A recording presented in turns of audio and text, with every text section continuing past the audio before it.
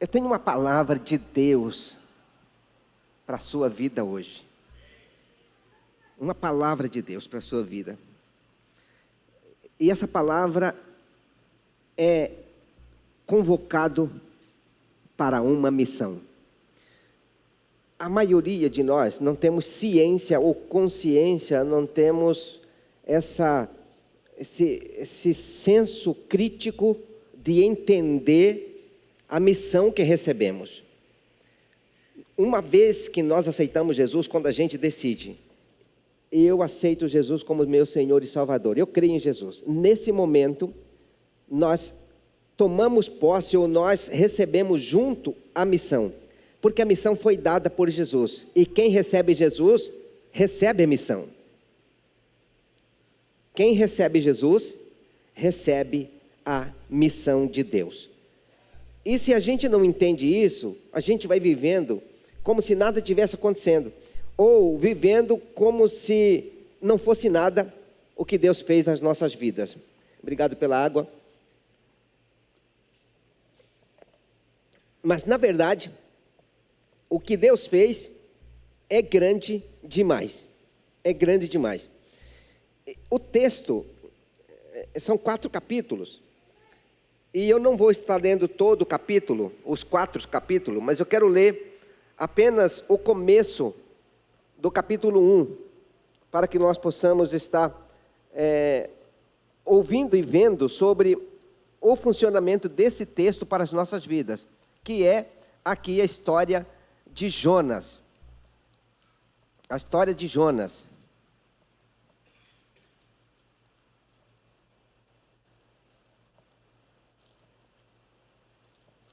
Oh, glória a Deus. Aleluia. Jonas capítulo 1. Aleluia.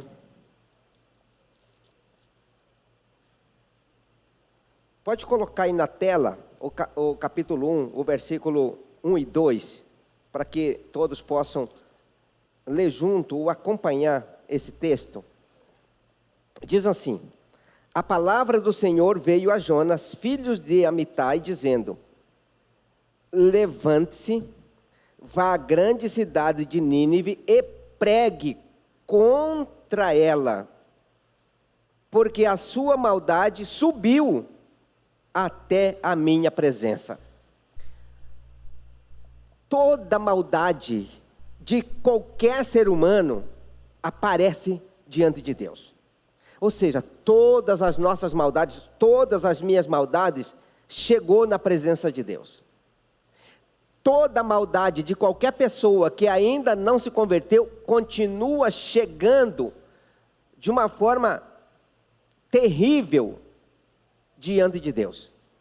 E toda pessoa que aceita Jesus e não cumpre a missão, deve essa maldade, tem dívida com essa maldade. E é isso que eu gostaria que você entendesse, porque Deus deu aqui para Jonas uma grande missão. É a mesma missão que muitos anos depois que aconteceu, porque essa missão aqui de Jonas aconteceu 862 anos antes de Jesus nascer. Muito tempo antes. Jonas então recebe esta missão de pregar contra Nínive, porque a maldade dos ninivitas chegou diante de Deus e Deus queria purificar essa maldade.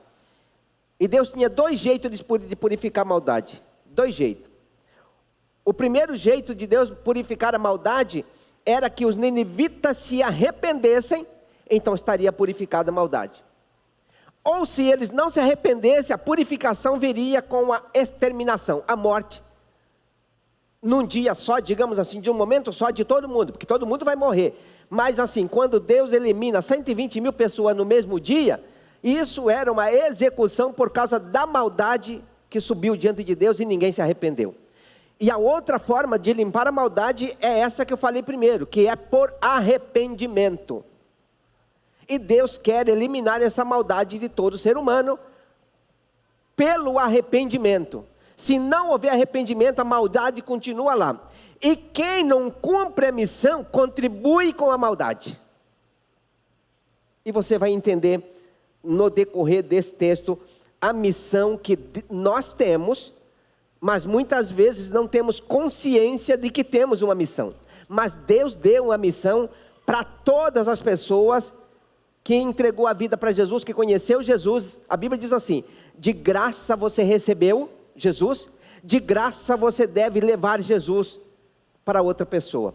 Esse levar Jesus para outra pessoa é levar ao ponto da outra pessoa também entregar a vida para Jesus e começar um processo de purificar-se, levando a missão para outra pessoa. Então, uma reprodução da missão. Se não houver a reprodução da missão, ou seja, se chegar em mim e eu não der continuidade, eu sou culpado de não ter purificação pelo arrependimento. Então Deus espera que cada um de nós assumamos a responsabilidade de levar avante o chamado missionário de Deus, ou cumprir a missão que Deus nos deu. E nós encontramos aqui Deus entregando uma missão para Jonas. E qual era a missão de Jonas? Pregar para os ninivitas para que eles se arrependessem. E aí, eu tenho aqui alguns comentários para dizer para você nesse sentido. Deus dá uma missão com urgência para Jonas.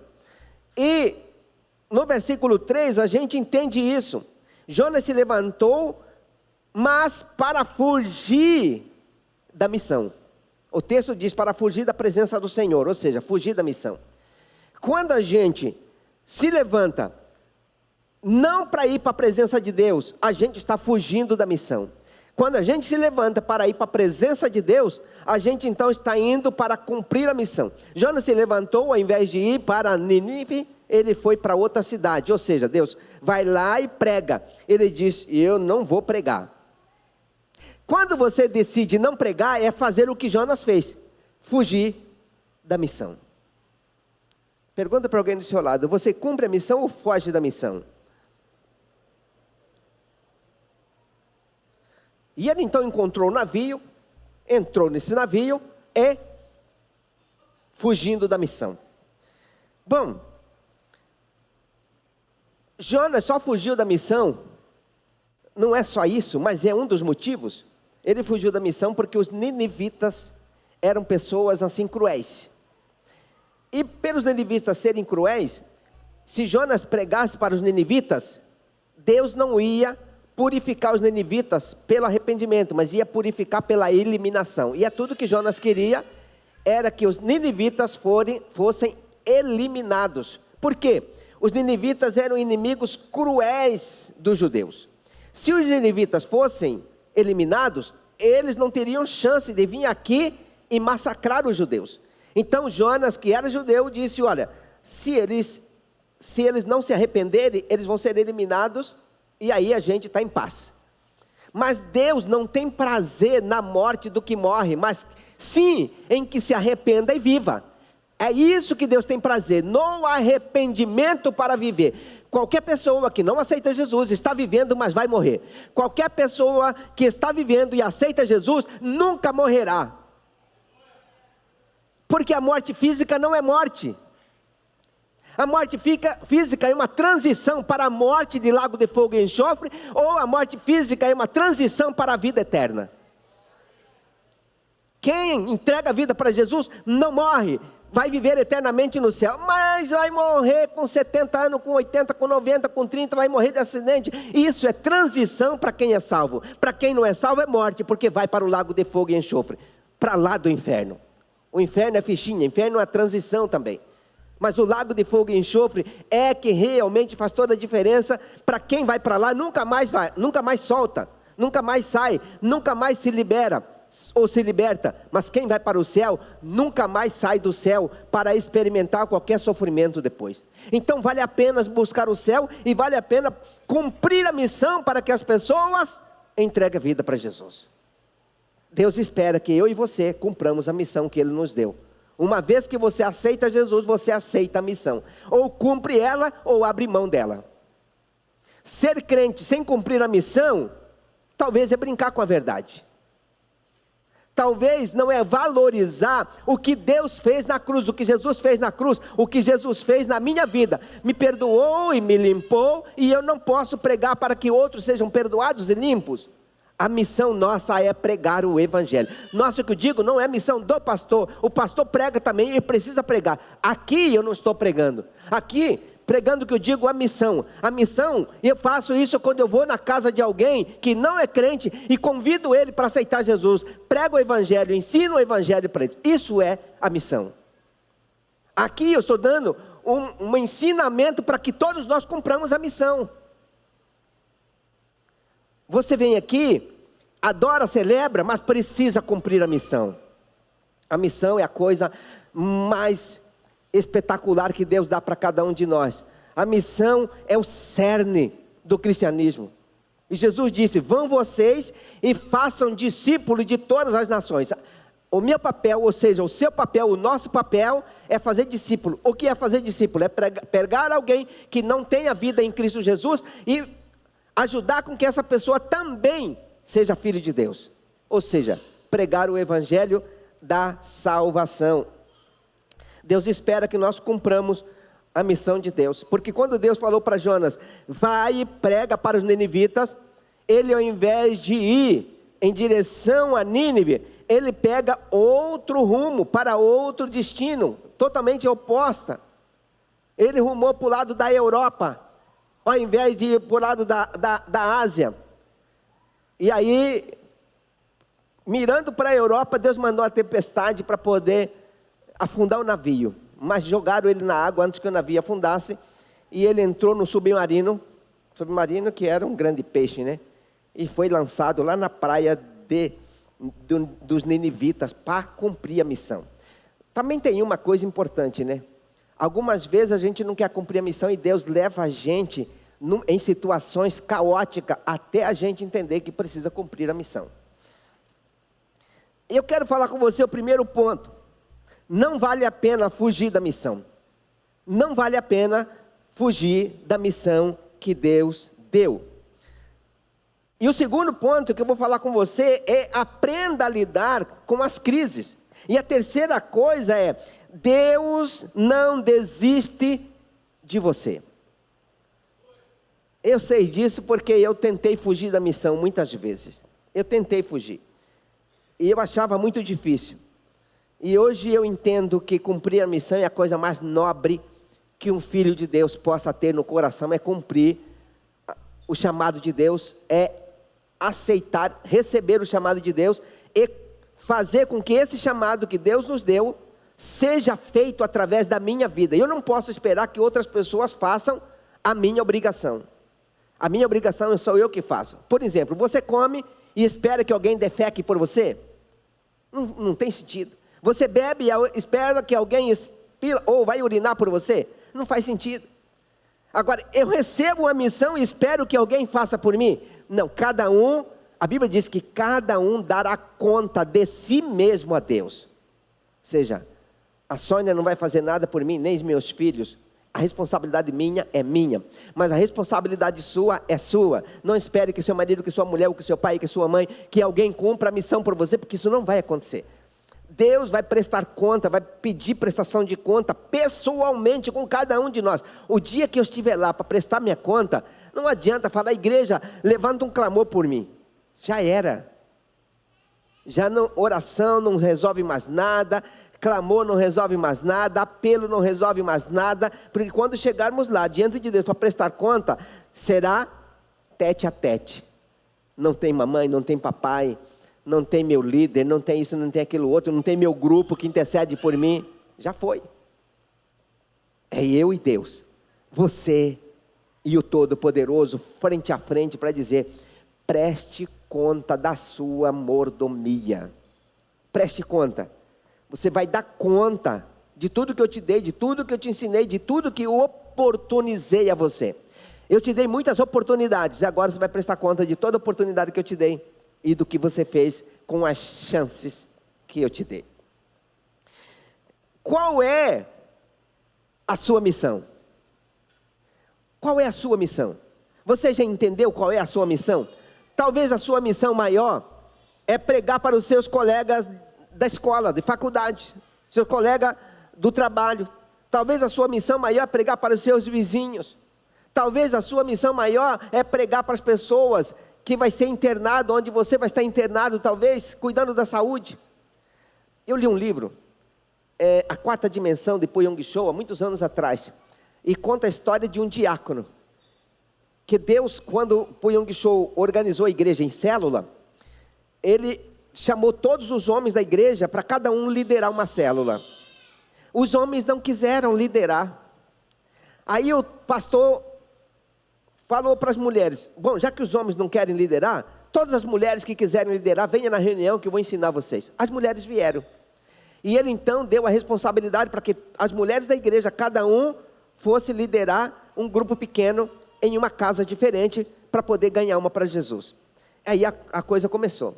E nada mais, nada menos, a igreja de Puyong Cho hoje não, já faz muito tempo que é a maior igreja do mundo, a maior igreja num local só, ou seja, que reúne no mesmo prédio, 852 mil pessoas, o último censo, 852 mil pessoas reúne naquele mesmo prédio, em cultos diferentes, horários diferentes, desde 4 da manhã, culto, até meia-noite, culto, e assim vai outro dia, e assim por diante, tem um giro de cultos o tempo todo.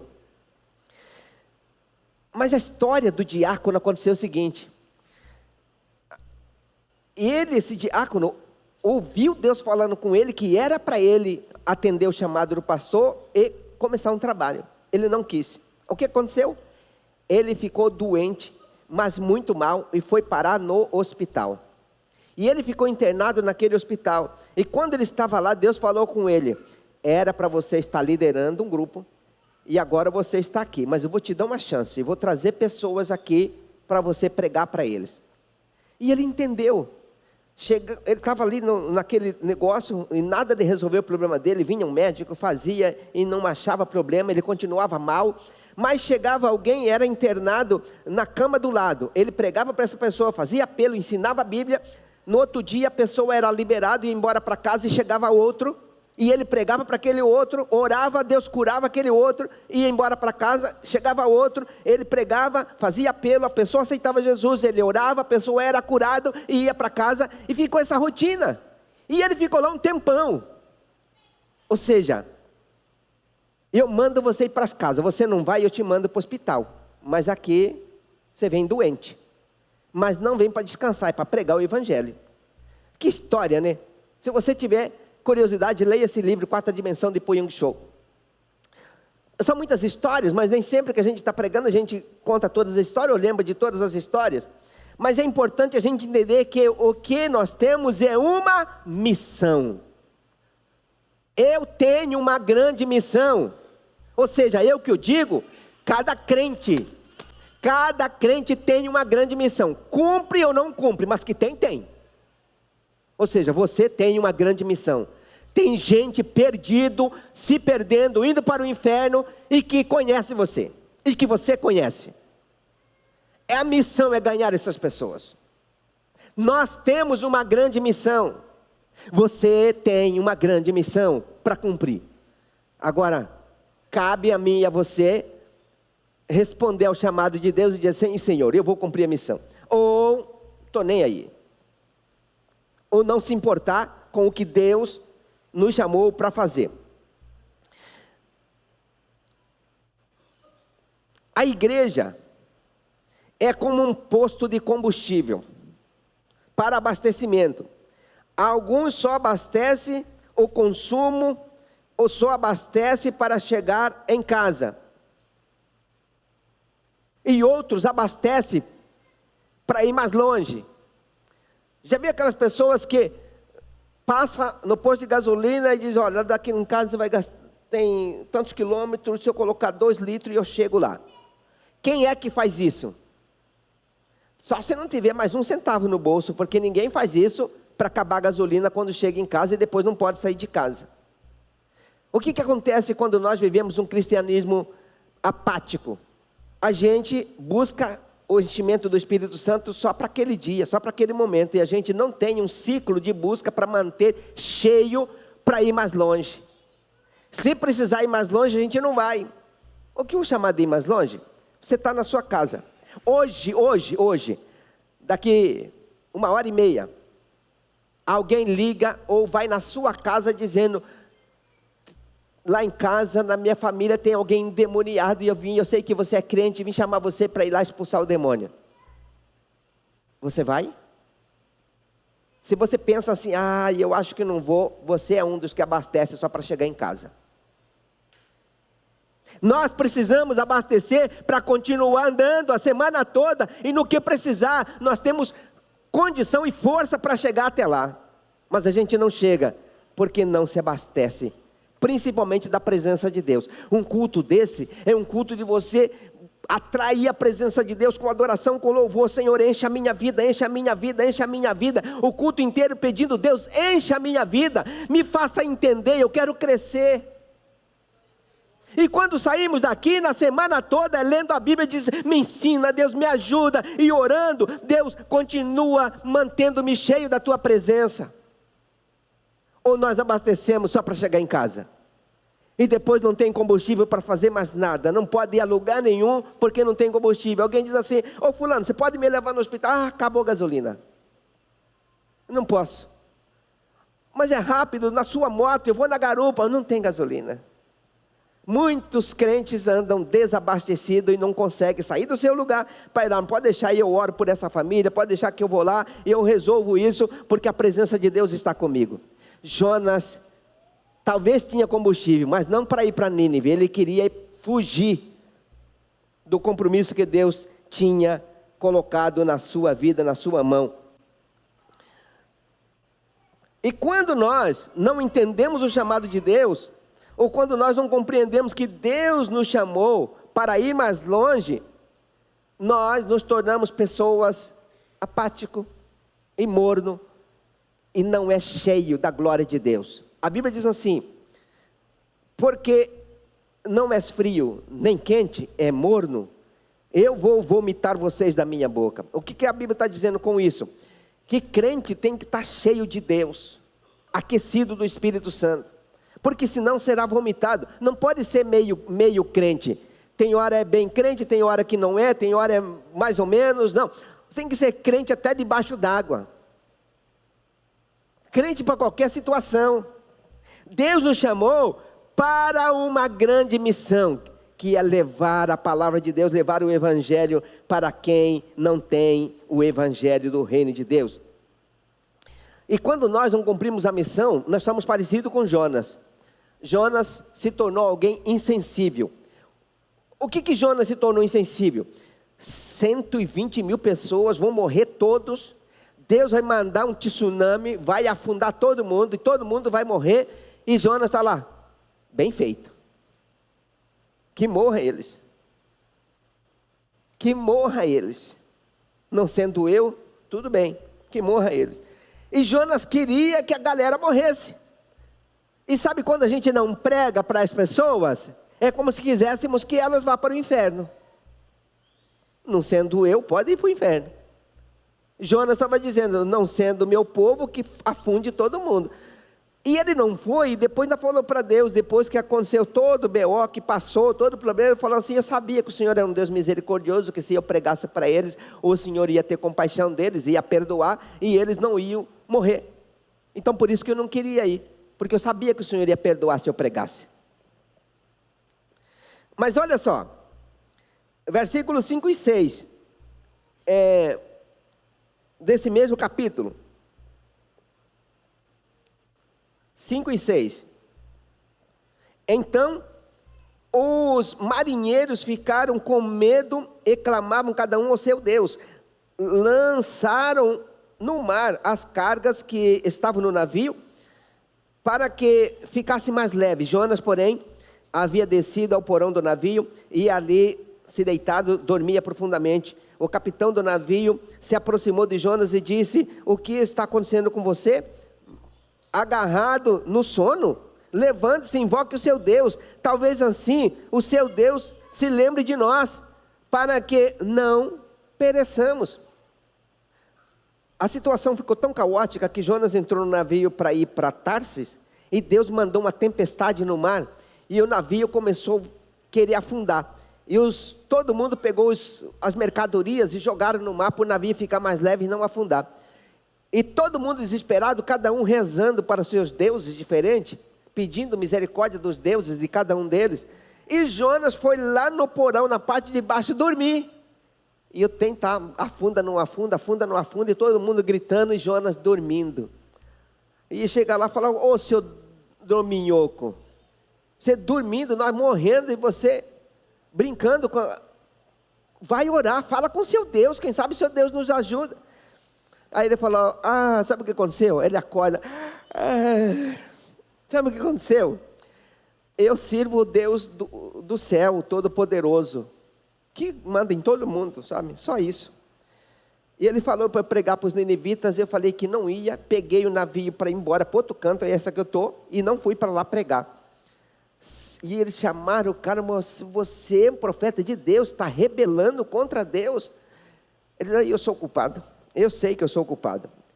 Vocês querem ver que essa tempestade acaba logo, logo? Como?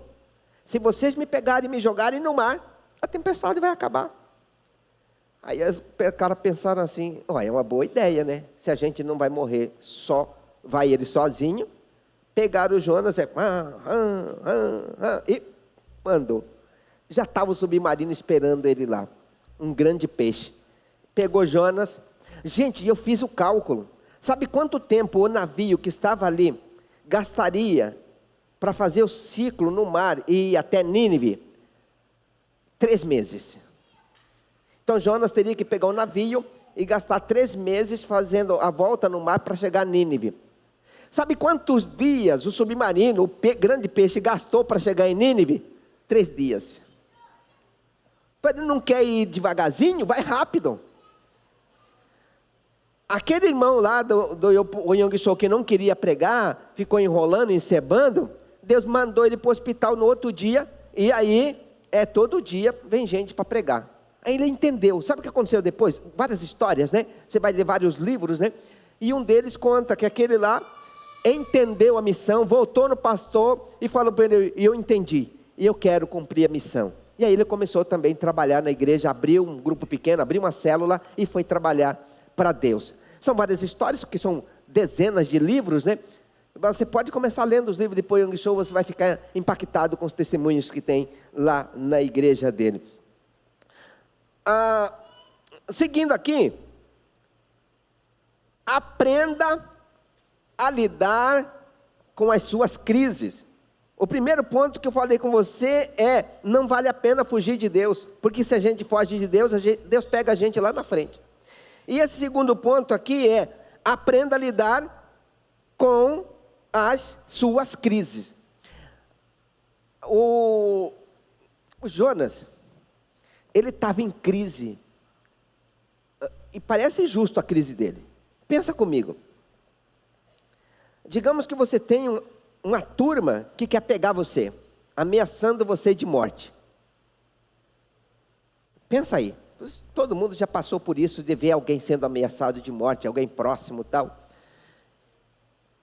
E aí Deus manda você: vai pregar para essa turma que está te ameaçando de morte. Primeiro você vai fazer uma campanha de oração de 30 dias sem comer por eles, para Deus salvar eles. E depois você prega para eles, para que eles se convertam.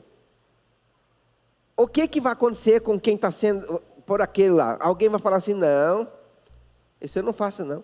Tem gente que não gosta de orar nem por quem falar mal dele. Fulano está falando mal de mim?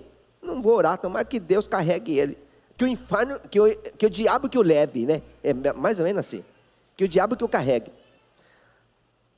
E aí Jonas estava numa crise, porque eram inimigos, os piores inimigos que Jonas conhecia, naquela redondeza de região, de cidades, países. Para Israel, que vivia perto da Filístia, os filisteus eram fichinha, eram gente boa, comparado com os ninivitas, com os assírios. Eles eram péssimos. Está vendo hoje, não sei se alguém já viu a reportagem dos problemas que surgem com os irmãos, com as igrejas, hoje na Síria.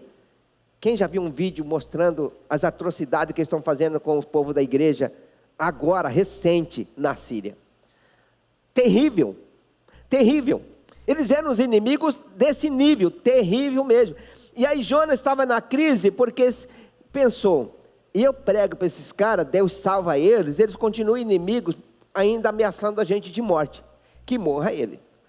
Deus precisava fazer com que Jonas entendesse que Deus não tem prazer na morte do ímpio, mas que o ímpio se arrependa, se converta e seja salvo. É isso que Deus quer, que todo mundo se arrependa. Para isso, cada um de nós precisamos cumprir a missão. Vamos fazer um cálculo aqui? Nós estamos aqui mais ou menos olhando assim, talvez 200 pessoas. Ou 190 pessoas, mais ou menos 190 a 200. Mas vamos fechar que seja 200 pessoas. Se a gente se empenhar, cada um de nós, vamos nos empenhar todo dia orando por algumas pessoas e pregando para algumas pessoas. E dessas algumas pessoas, a gente faz uma lista de 5 pessoas. Eu vou orar e jejuar por essas 5 pessoas, ou 10 pessoas, e vou pregar, e vou ganhar uma dessas pessoas para Jesus daqui para dezembro. Um tempo de 5 meses, 6 meses, eu vou orar até Deus me usar para uma dessas pessoas se converter.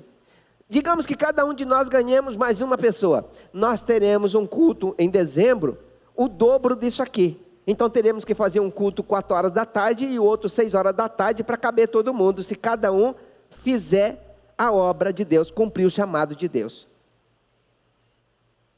É impossível isso? É impossível a gente cumprir uma missão de orar e jejuar até Deus nos dar uma pessoa salva para a gente cumprir a missão? Eu sei que tem algumas pessoas aqui que já ganhou alma para Jesus, mas não sei se todo mundo já fez isso. Mas se você não fez, então você tem uma grande oportunidade de cumprir a missão de Deus na sua vida. Ganhar alguém que ainda não se converteu para que se converta a Cristo. Isso é cumprir a missão. Mas você tem ciência de que essa missão de Deus é para você? Se você é salvo, se você é alguém que aceitou Jesus e que vai morar no céu, então você tem a missão. Se você não tem certeza que vai morar no céu, então você não tem a missão. Mas se você tem certeza que vai morar no céu, então você tem uma missão a cumprir, que é ganhar mais um para Jesus. Então aprenda a lidar com as suas crises, ou seja, nós precisamos aprender a lidar com as nossas crises. Ele foge como estamos fugindo. Ele fugiu como muitos crentes fogem de pregar o Evangelho.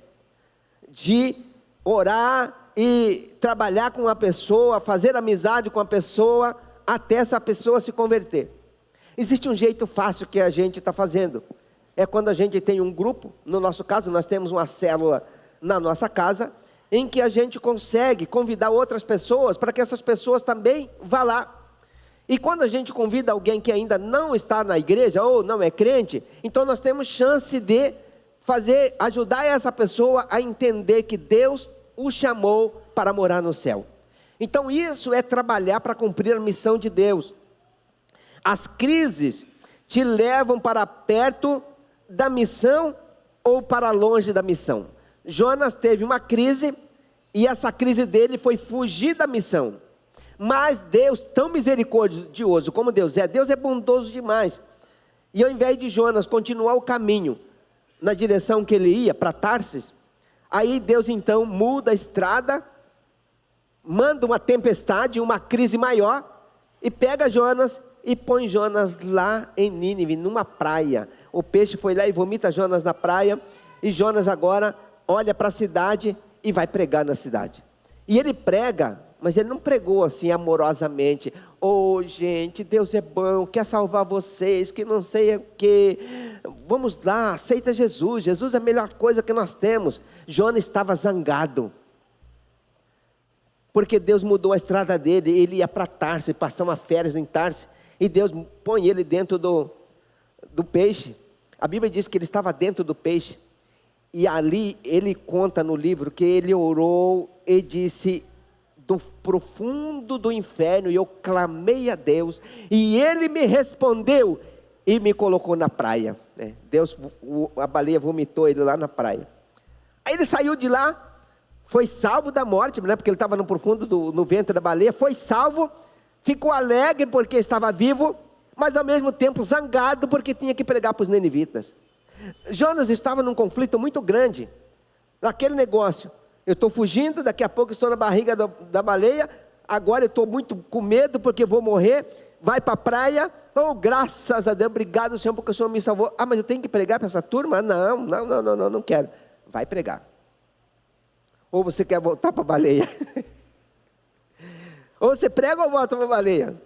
Não, vai pregar. Mas ele saiu pregando, tão zangado, que certamente ele pregou mais ou menos assim: seus cretinos, malditos, Deus vai matar todos vocês. Ninguém, daqui tantos dias, não vai ter uma alma viva nessa cidade, porque Deus disse que vai acabar com vocês. E vai mesmo. Deus do céu falou que vai acabar com vocês. E aí o rei escutou isso. A Bíblia diz que ele mandou chamar toda a liderança da cidade na mesma hora. Avisa todo mundo: ninguém come e ninguém bebe por 3 dias. Ninguém é ninguém mesmo. Você vai ler depois o texto, se você quiser ler. Ninguém é ninguém mesmo, ou seja, amarra a boca dos cavalos, a boca do gado, amarra a boca do cachorro, do gato. Ninguém come, nem criança mama por 3 dias. E a ordem era essa: se o animal de quem tem um animal em casa, se o animal comer, o dono do animal, a família toda será executado. Ninguém come mesmo. Alguns teólogos estão aqui, entendem isso muito bem, a rigidez da palavra. E aí, 3 dias. Agora pensa num desespero, criança chorando. Criança não. Chegou a hora de comer, eu quero comer. O pai e a mãe não comem, ninguém come e não vai comer. E o animal querendo comer talvez, mas estava amarrado a boca, não come, e assim por diante. 3 dias se passaram, e Deus teve misericórdia dos ninivitas, e não destruiu os ninivitas, porque Deus não tem prazer na morte dos que morrem. Deus espera que todo mundo se arrependa e viva. Mas para isso precisamos pregar a mensagem de Deus. Eu vou fazer um comentário aqui do 3º ponto. Deus não desiste de você. Deus não desiste. Quantos aqui nunca ficou doente? Não vou levantar a mão porque eu acho que eu estou sempre no BO. Quem nunca ficou doente aqui? Nunca ficou doente. Nasceu saudável e vive até hoje, já está com tantos anos sem nenhum problema. Bom, a gente vive nessa coisa, essa demanda de ficar bom, ficar doente e tal. E Deus não desiste da gente, porque muitas vezes já passamos por situações que talvez não viveríamos. Muita gente já experimentou aquela ideia assim: dessa vez eu não escapo e eu acho que eu vou morrer. E quando é ameaça de morte, ameaça grave? Muitos homens já passaram por isso. De alguém ameaçar e dizer assim: eu vou matar você. Mas Deus, Ele não desiste de nós. Quantas vezes a gente já fracassou assim? Eu sei disso, porque eu já passei por isso. Eu me lembro uma vez, eu fiquei mais ou menos 6 meses assim, estava longe de Deus, mas tão longe de Deus que eu dava até sono na hora do culto. Isso foi mais ou menos no mês de abril, maio, junho, julho, agosto, setembro, ou antes de setembro, de 2005. 2005 não, 1985.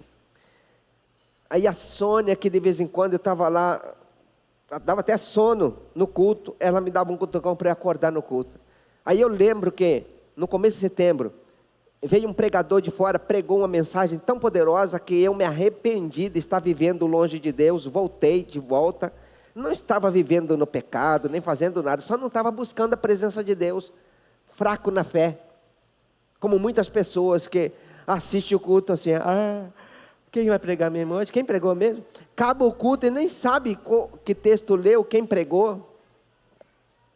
Mas esse povo não veio hoje. O povo que veio hoje é o povo que entende que vai sair daqui com a missão e dizendo: eu vou pregar o Evangelho. Amém? Pergunta para alguém do seu lado: você vai cumprir a missão?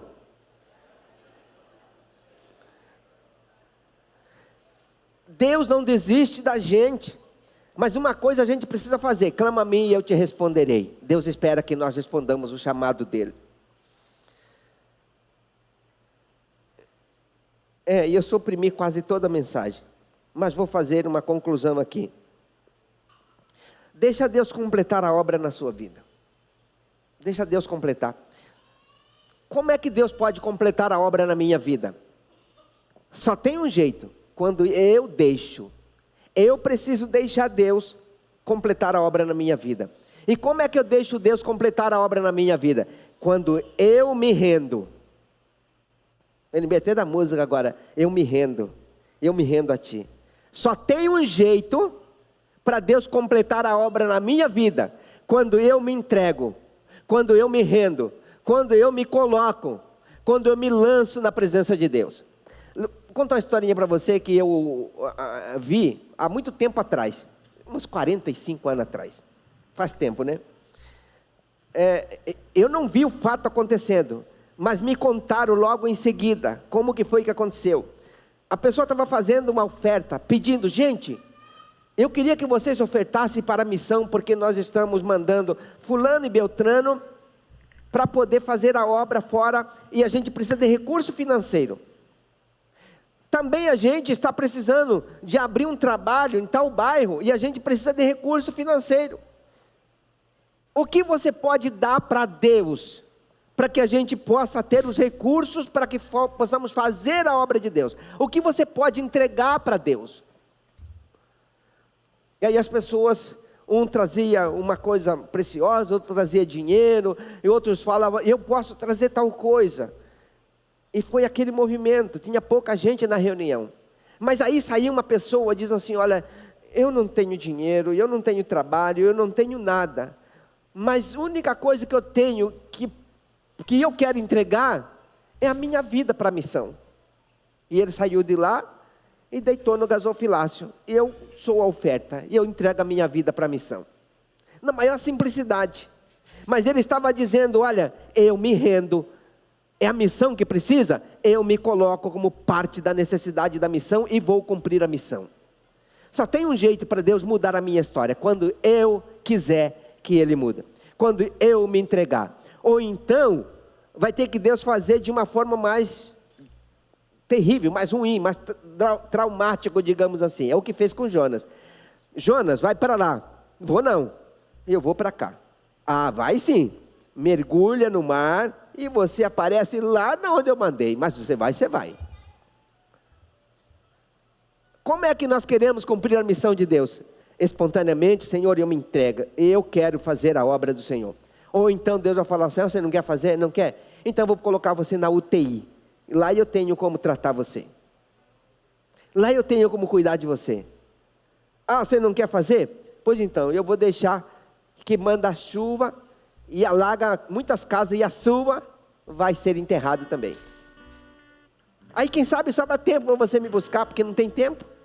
Não tem tempo para orar, não tem tempo para fazer isso, não tem tempo para fazer aquilo outro. Para a gente cumprir a missão, a gente precisa se preparar para a missão, se entregar para a missão. Deus tem uma grande missão, mas a missão que Deus tem é pregar o Evangelho para as pessoas. E para pregar o Evangelho, não é pregar mensagem de púlpito, é encontrar pessoas que precisam de Jesus e fazer com que essas pessoas se convertam a Jesus. Isso é pregar o Evangelho. É encontrar, por exemplo, alguém que não conhece Jesus. Você pega ali, olha, a pessoa que eu quero que se converta é Rafik Rota. Ele não é crente ainda, então eu vou fazer amizade com ele, vou convidar ele para a igreja, eu vou orar com ele, vou jejuar por ele, e daqui a pouco Rafik se converte. E na verdade, vamos falando de Rafik converteu quando era adolescente. Já era jovem, já era casado, mas era adolescente, né? 19 anos, 18 anos. Já tinha 18 ainda não, né? 17. Há 22 quando converteu, mas ele era tão novinho, eu lembro dele, ia lá na loja. Mas ele se converteu, cresceu, virou pastor, bonito, prega bem. Mas a obra que Deus nos chama para fazer, é para a gente pegar as pessoas que não têm Jesus e dizer: Senhor, eu quero fazer parte da missão. Talvez você não entendeu ainda, mas se você entendeu, eu quero convidar você para fazer parte da missão, para que você diga para Deus: Senhor, eu entendi que eu tenho um chamado, então eu quero ser usado por Ti, eu quero que o Senhor me use. E se você quiser que Deus te use, já se inscreva, manda uma mensagem para mim. Você já é o primeiro candidato para fazer escola de líder no mês de agosto. Nós vamos abrir uma nova turma no meio do mês de agosto. A gente vai abrir uma nova turma, para que a gente possa nos preparar, ou seja, prepararmos mais gente para fazer a obra de Deus. E junto com esse chamado da escola de líder, nós vamos também dar um pequeno curso de missão. Curso de missão, para cumprir a missão de Deus.